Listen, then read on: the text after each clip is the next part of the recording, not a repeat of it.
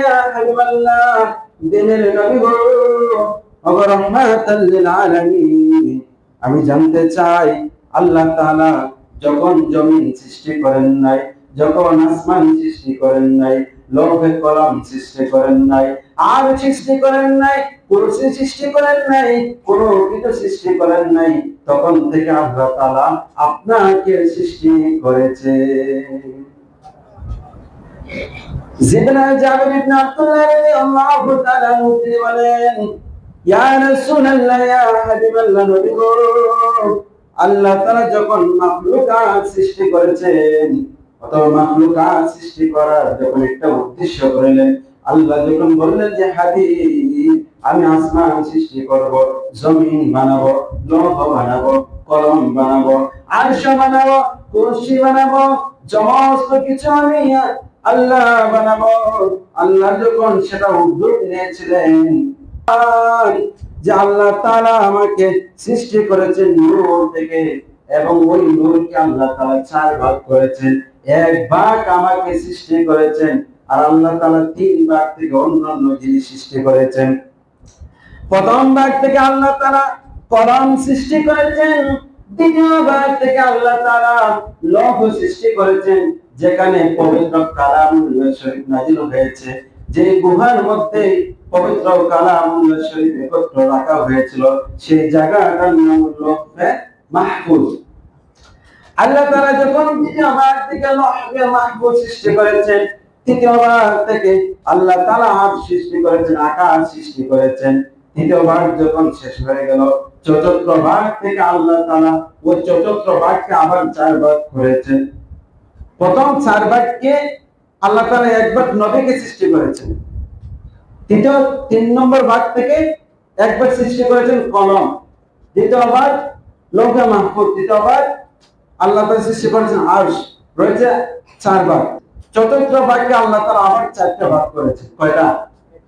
চতুর্থ ভাগকে আল্লাহ তাআলা আবার চারটি ভাগ করেছেন।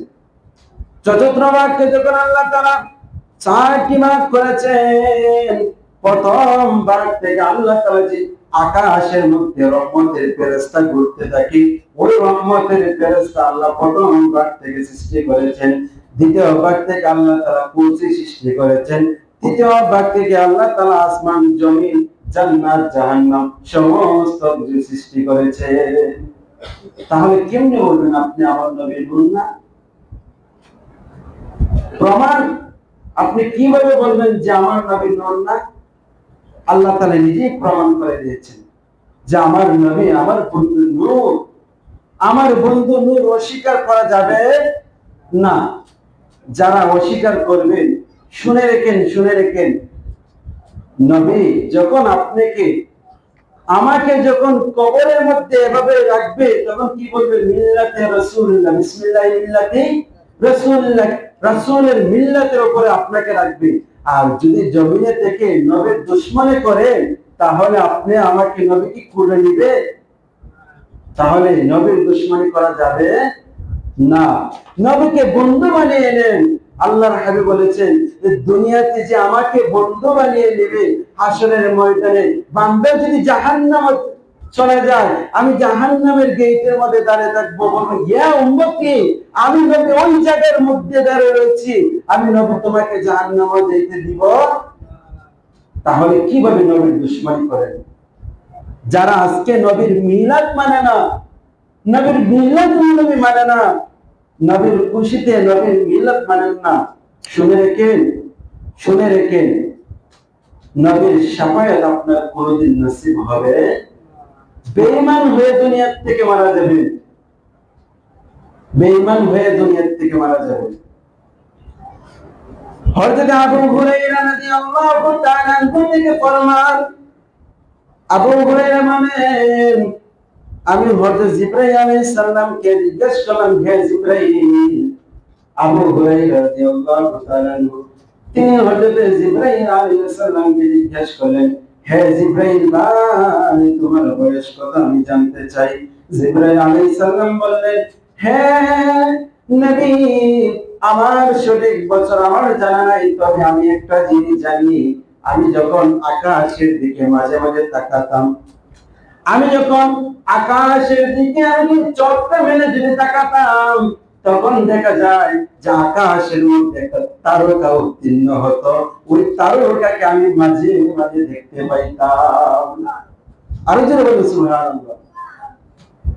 আল্লাহর নবী বললেন, হে জিবরাইল ভাই, যে সময় দেখতে আকাশের মধ্যে একটা তারকা উত্তীর্ণ হতো, শুনিয়ে রেখো, জানিয়ে রেখো, ওই তারকা হলাম আমি নবী।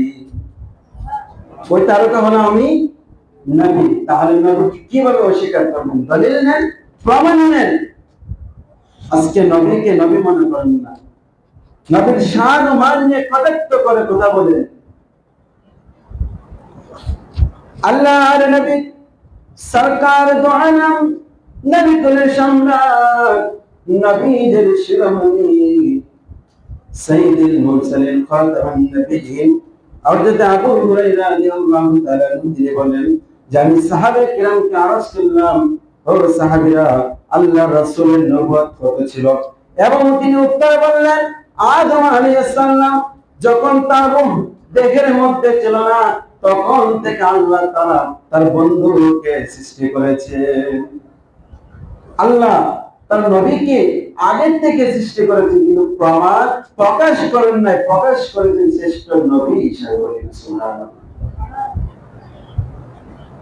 আল্লাহ রাসূল সাল্লাল্লাহু আলাইহি ওয়াসাল্লামের সাহাবী সিদ্দিক আকবর রাদিয়াল্লাহু তাআলা আনহু তিনি বলেছেন, আমি দেখলাম রাসূল সাল্লাল্লাহু আলাইহি ওয়াসাল্লাম একবার মসজিদে মিম্বরের মধ্যে উঠে দাঁড়ালেন।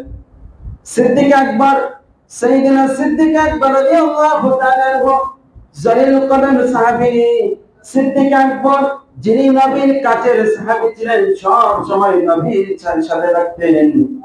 সিদ্দিক আকবর তিনি বললেন যে আমি দেখলাম মায়ের নবী সরকার দো আলম একবার মসজিদের মিম্বরের মধ্যে দাঁড়ালেন। আমি দেখলাম মায়ের নবী জমিন সৃষ্টি হওয়ার আগ মুহূর্তে যখন আল্লাহ তাআলা আকাশ সৃষ্টি করবেন এবং জান্নাতে যাওয়ার পূর্বে, জাহান্নামীরা জাহান্নামে যাওয়ার পূর্বে, দুনিয়া কিয়ামত হওয়ার পূর্বে আল্লাহর নবী সাল্লাল্লাহু আলাইহি সাল্লাম যা কিছু দুনিয়াতে ঘটবে সমস্ত কিছু মিম্বরে দাঁড়িয়ে বলে দিয়েছেন। আবু বকর বললেন যে যখন দুনিয়া কিয়ামত হবে, দুনিয়া সৃষ্টি হওয়ার আগ মুহূর্তে জান্নাতীরা জান্নাতে যাওয়ার পূর্বে, জাহান্নামীরা জাহান্নামে যাওয়ার পূর্বে যা কিছু ঘটবে আমার নবী সমস্ত কিছু মিম্বরে দাঁড়িয়ে বলে দিয়েছেন। তাহলে আপনি কিভাবে জানেন নবী গায়েব জানে না? আপনি কিভাবে বলেন যে নবী হাজির নাজির না? এই জায়গার মধ্যে বসে বসে দাঁড়িয়ে দাঁড়িয়ে নবীর শান ও মান নিয়ে আলোচনা করতেছি, নবী কি সব দেখে না? আল্লাহ কি সব দেখে না? আরে ভাই, একটা জিনের কাছে যদি গায়েবের খবর থাকতে পারে, একটা মুরিদের কাছে, পীরের কাছে যদি গায়েবের খবর থাকতে পারে, আপনার মনের কথা যদি সব মানুষে বলে দিতে পারে, জাদু টোনা করে, আর আমার নবী কেন সব কিছু জানবেন? বলেন।